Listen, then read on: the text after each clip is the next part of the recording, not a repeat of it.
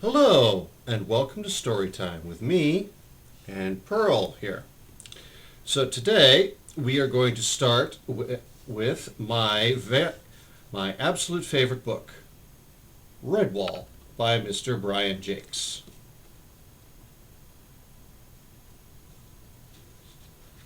Who says that I am dead knows not at all. I am that is two mice within Redwall.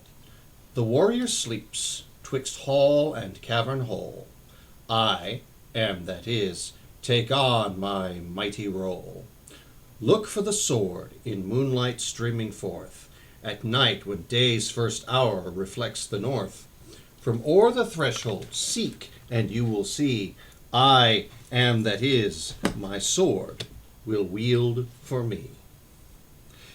It was the start of the summer of the late rose. Mossflower country shimmered gently in a peaceful haze, bathing delicately at each dew-laden dawn, blossoming through high, sunny noontides, languishing in each crimson-tinted twilight that heralded the soft darkness of June nights.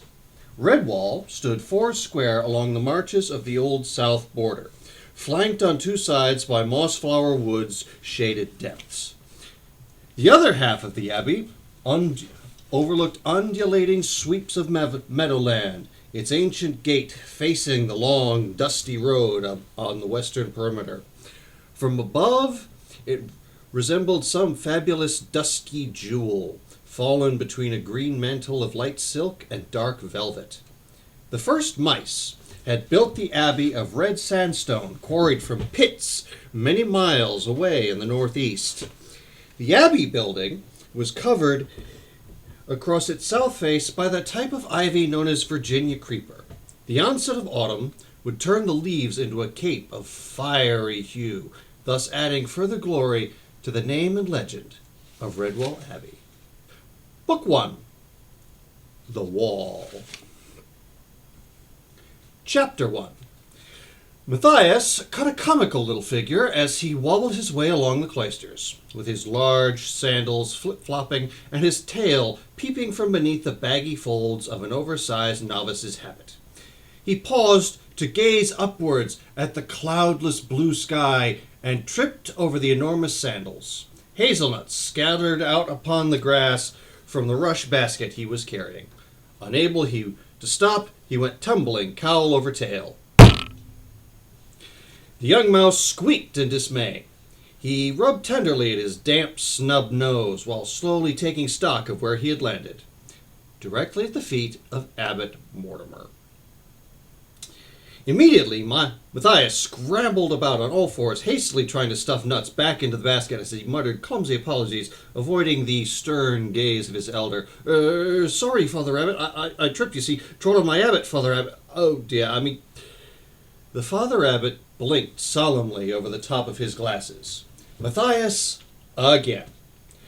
What a young buffoon of a mouse.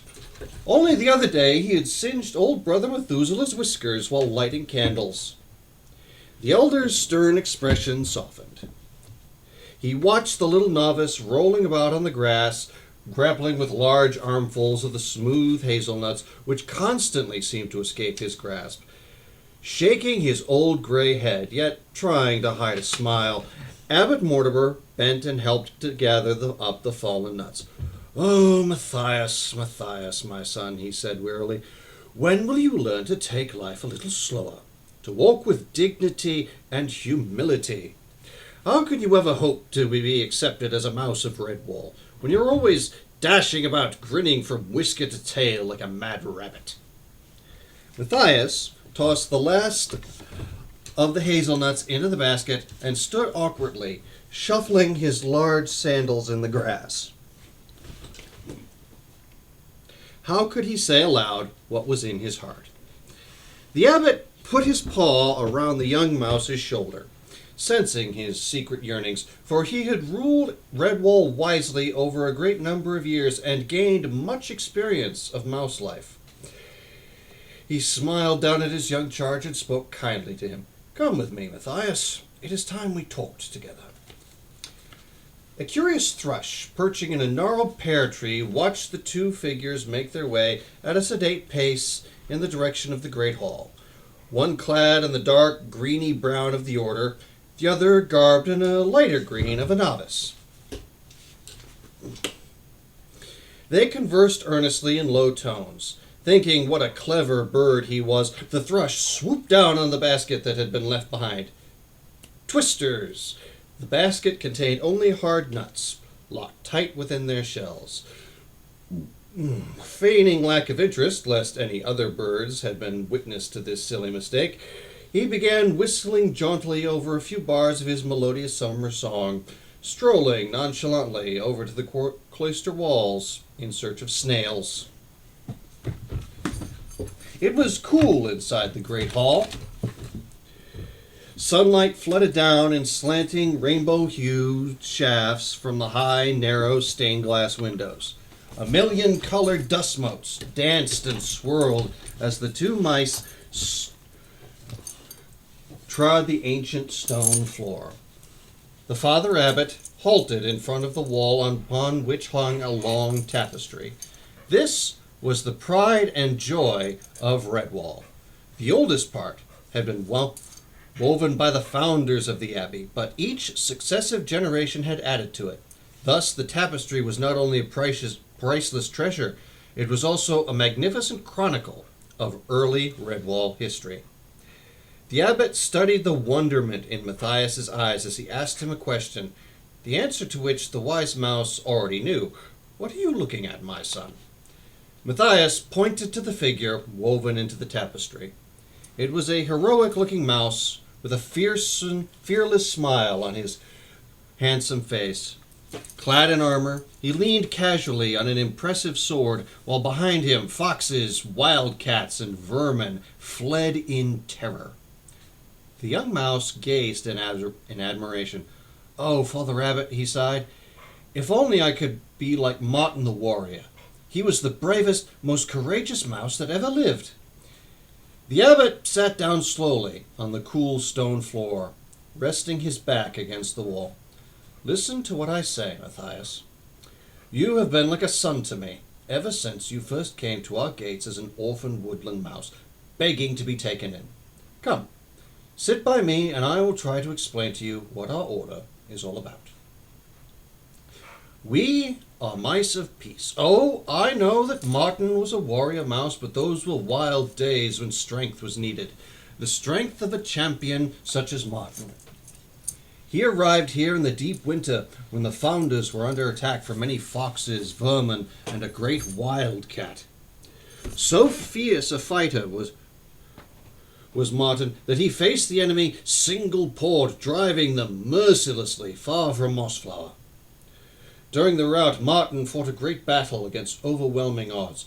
He emerged victorious after slaying the wildcat with his ancient sword, which became famous throughout the land. He lay injured in the snow until the mice found him. They brought him back to the abbey, cared for his wounds until he regained his strength. Then something seemed to come over him. He was transformed by what only could be called a miracle. Martin forsook the way of the warrior and hung up his sword. That was when our order found its true vocation. All the mice took a solemn vow never to harm another living creature unless it was an enemy that sought to harm our order by violence.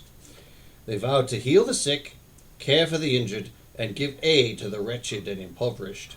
So it was written, and so it has been through all the ages of mousekind since. Today we are a deeply honored and highly respected society.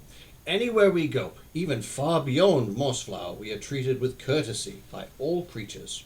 Even predators will not harm a mouse who wears the habit of our order. They know that he or she is one who will heal and give aid. It is an unwritten law that Redwall mice can go anywhere, through any territory, and pass unharmed. At all times we must live up to this. It is our way, our very life." As the abbot spoke, so his voice increased in volume and solemnity.